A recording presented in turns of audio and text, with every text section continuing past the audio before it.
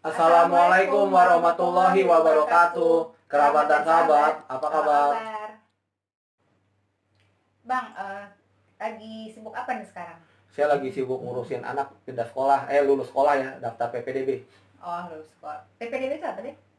Program penerimaan peserta didik baru lah, pokoknya gimana cara pemerintah mengatur anak-anak yang pengen sekolah di sekolah yang dibina pemerintah alias sekolah negeri.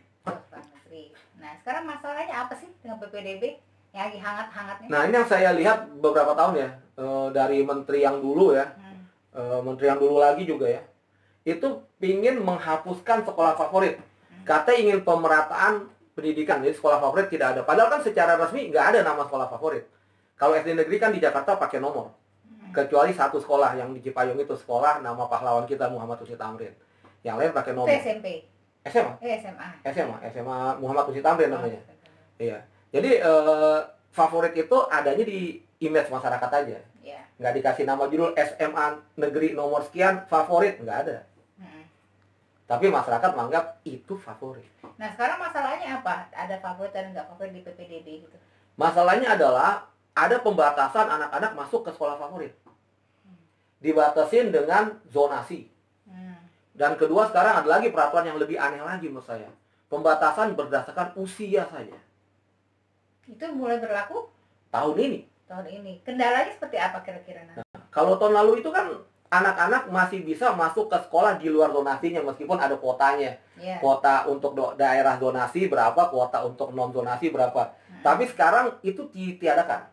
Oh gitu ya. Hanya ada zonasi doang. Jadi udah di tahun ini. Kedua, yang lebih parah lagi sekarang umur.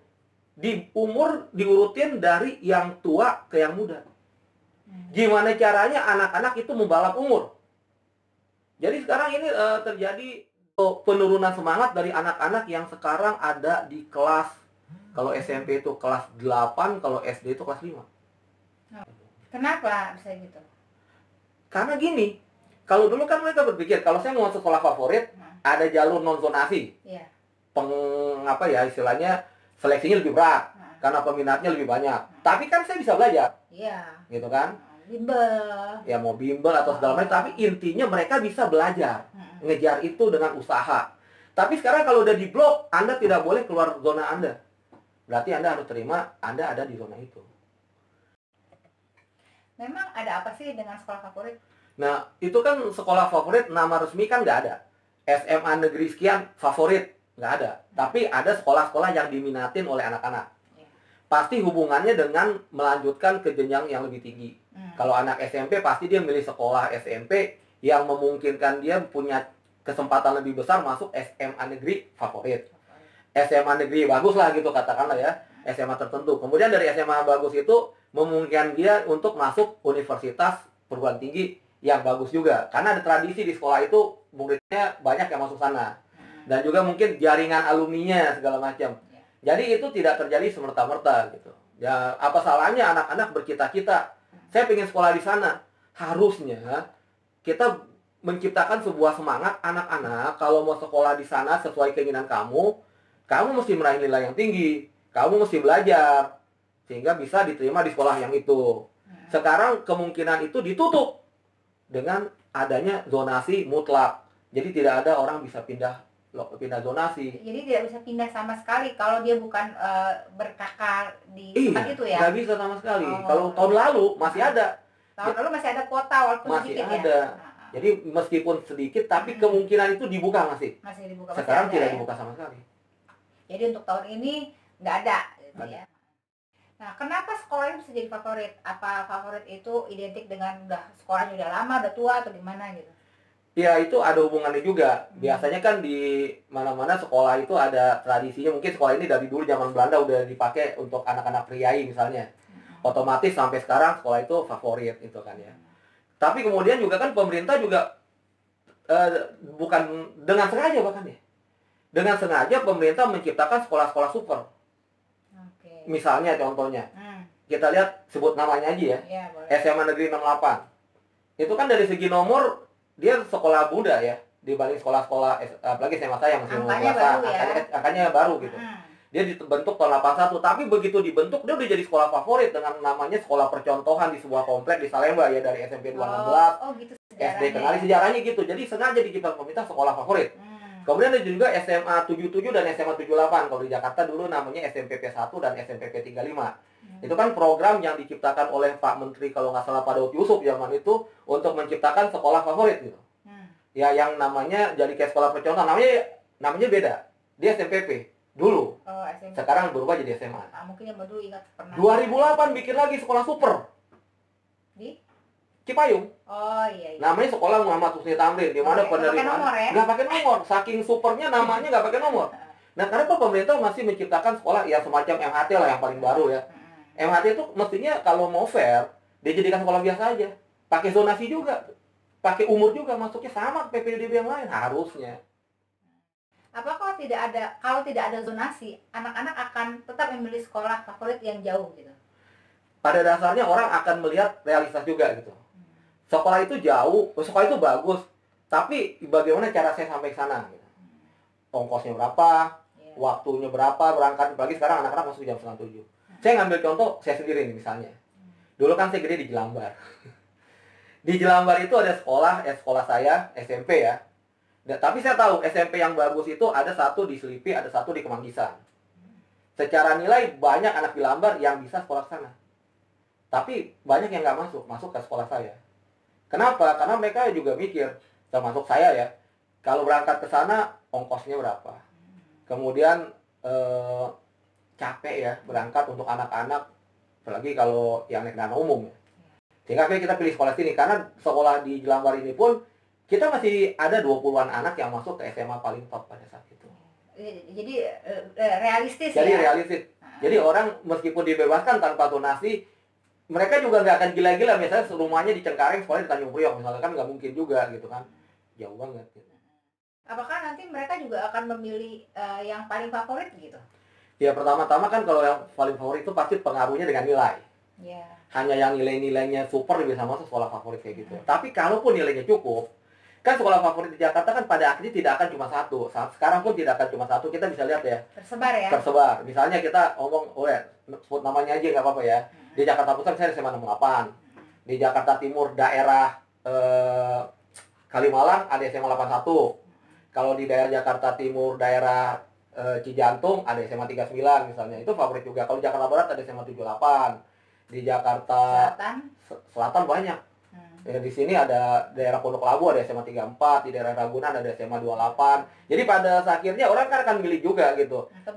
Tebet udah pasti SMA 8. Itu impian semua pelajar Jakarta lah mungkin. Ke Jakarta ya pasti pengen banget tuh sekolah di 8. Tapi kan mereka pada mikir, kalau saya sekolah di 8 meskipun nilainya cukup, itu kan jauh banget, misalnya rumahnya di Cinere. Ini kita bicara anak Jakarta ya, belum lagi yang pinggiran Jakarta ya. Iya, belum lagi pinggiran Jakarta tapi nembak KTP Jakarta.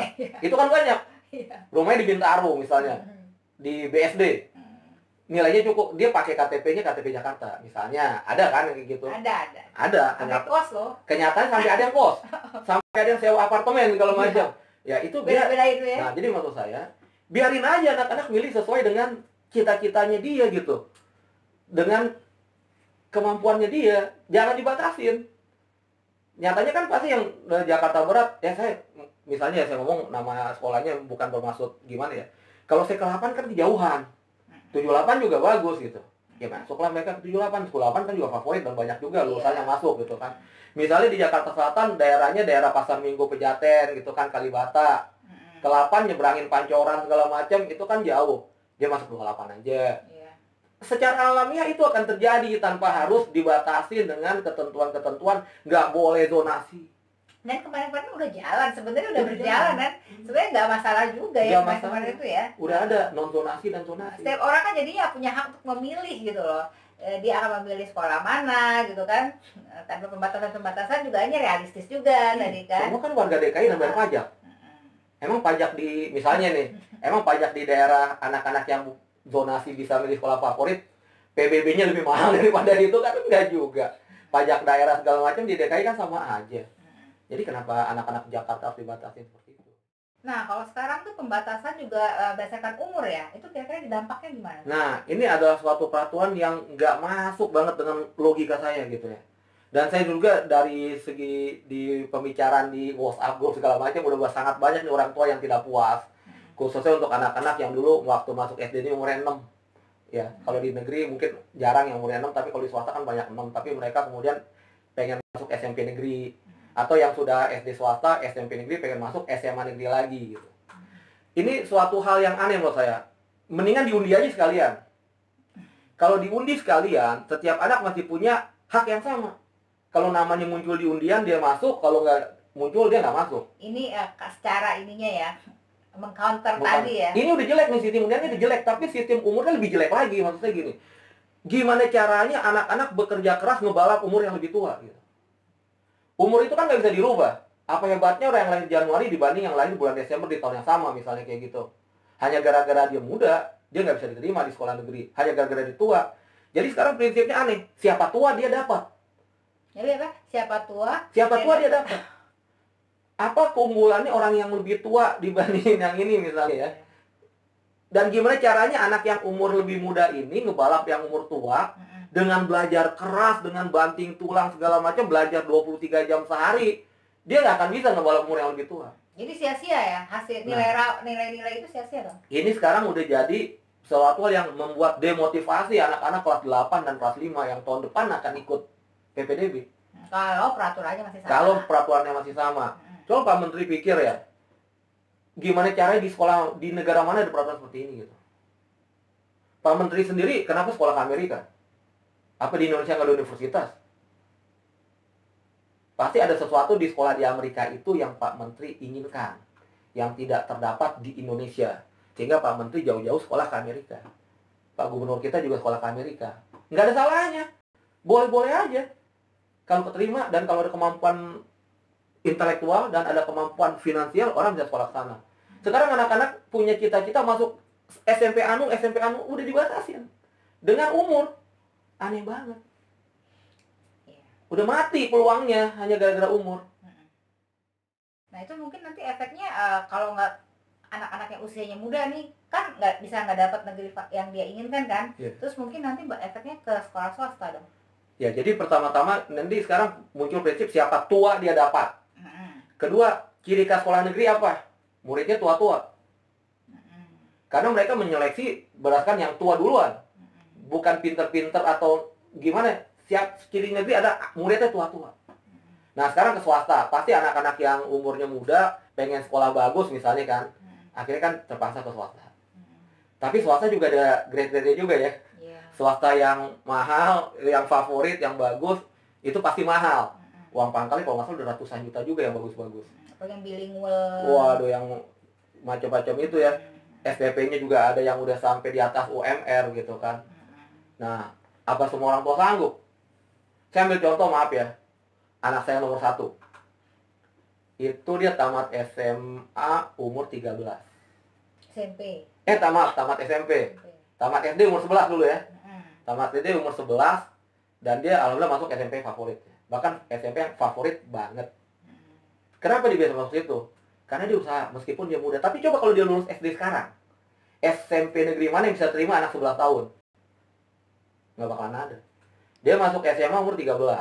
Alhamdulillah dia non-zonasi masuknya kan ke sekolah favorit yang dia inginkan. Kenapa 13? Karena SMP-nya 2 tahun. Karena SMP-nya 2 tahun. Jadi dia SD 11, 2 tahun dia tamat SMP. Kalau dia tamat SMP sekarang, umur 13 tahun, dengan nilai sempurna pun sekalipun, nggak akan masuk SMA negeri.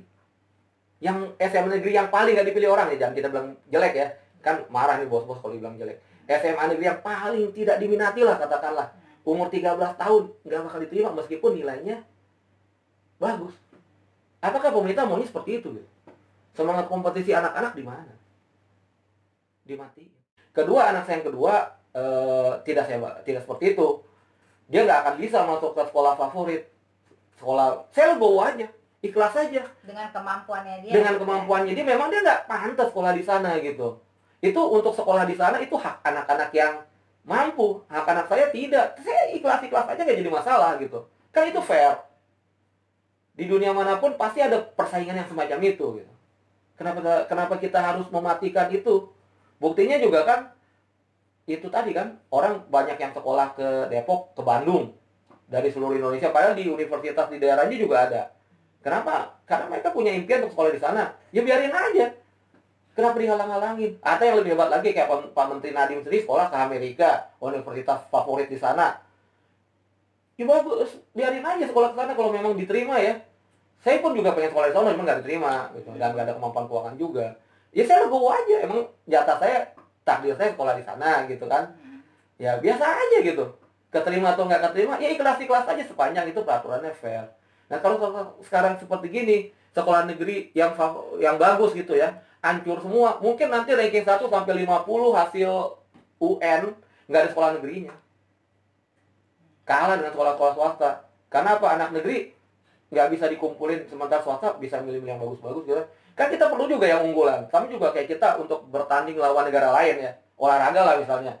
Misalnya kita punya banyak pemain bola. Pasti yang kita pilih kan 11 orang terbaik di Indonesia. Nah, kira-kira dampaknya seperti apa nih dengan peraturan baru ini? Dampaknya menurut saya mengerikan ke depan. Pertama, tidak ada lagi sekolah negeri yang bagus.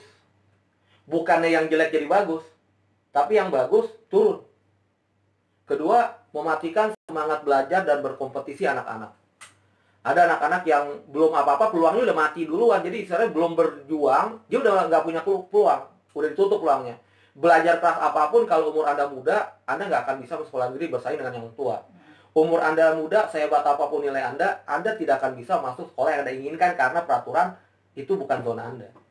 Jadi, anak-anak nggak boleh punya impian lagi sekolah di mana yang diinginkan. Jadi, menurut saya, dapat sekolah yang diinginkan itu adalah upah. Adalah upah atas kerja keras seorang anak belajar di sekolah. Sehingga dia bisa masuk sekolah yang dia inginkan. Rewardnya ya. Rewardnya. Nah sekarang harapan buat kedepannya deh. Harapan saya kita mesti menciptakan sebuah sistem yang kompetitif ya. Jadi kalau saya parameter untuk menyeleksi orang itu, anak-anak itu harus sesuatu yang diusahakan. Bukan sesuatu yang udah jadi takdir dia lah. Misalnya rumahnya deket, rumahnya jauh, itu kan bukan maunya dia gitu. Pemerintah juga salah, kenapa gak bikin sekolah dekat rumahnya dia misalnya. Kan ada si A dan si B misalnya. Yang si A rumahnya dekat, si B jauh. Salah pemerintah dong, kenapa gak bangun rumah si B, kata si B kan. Kok dia menganak-emaskan si A gitu. Atau mungkin daerah dekat sekolahnya si A itu daerahnya mahal. Orang tua si A lebih mampu, orang tua si B nggak mampu beli rumah yang di depan sekolah misalnya gitu kan. Jadi itu nggak fair. Kedua, pakai umur lagi ini gimana lagi nih? Orang kan nggak bisa milih lahir bulan apa, tanggal apa. Jadi begitu sudah diatur berdasarkan siapa tua dia dapat, yang muda udah otomatis belajar keras sekeras apapun, tidak ada peluang untuk masuk ke sekolah negeri yang diinginkan. Pak Menteri Nadiem Makarim, tolong dong bikin peraturan yang bisa membuat anak-anak kita menjadi lebih semangat belajar, lebih kompetitif. Karena mereka inilah yang nantinya akan mewakili Indonesia bersaing dengan negara-negara lain. Sekarang kan kita melawan tenaga kerja asing, kita melawan masuknya profesional-profesional dari negara lain juga, persaingan bebas. Kalau anak-anak kita tidak dibiasakan berkompetisi secara sehat, secara fair, nanti mereka tidak akan siap menghadapi negara lain. Dan memang Pak Menteri juga kan punya impian sekolah Amerika segala macam. Anak-anak kita juga punya impian mau sekolah SD di mana, SMP di mana, SMA di mana. Biarkanlah mereka berjuang mencapai impiannya tersebut tanpa harus dibatasi dengan peraturan-peraturan yang kalau menurut saya tidak adil, bahkan bisa dibilang melanggar HAM. Karena apa? Lahir lebih muda itu bukan kutukan. Lahir lebih tua bukan juga keunggulan. Biarkan saja mereka bersaing secara fair dengan nilai, dengan kemampuan belajar yang adil dan seimbang. Kalau seperti ini ya saya khawatir nanti semangat belajar anak-anak semakin kurang dan mutu sekolah negeri, karena bagaimanapun mayoritas orang Indonesia masih mengandalkan sekolah negeri untuk sekolah. Nanti sekolah negeri kualitasnya akan semakin turun dan tidak bisa bersaing, jangankan dengan negara lain, dengan sekolah swasta pun tidak bisa. Terima kasih kerabat dan sahabat. Wassalamualaikum warahmatullahi wabarakatuh.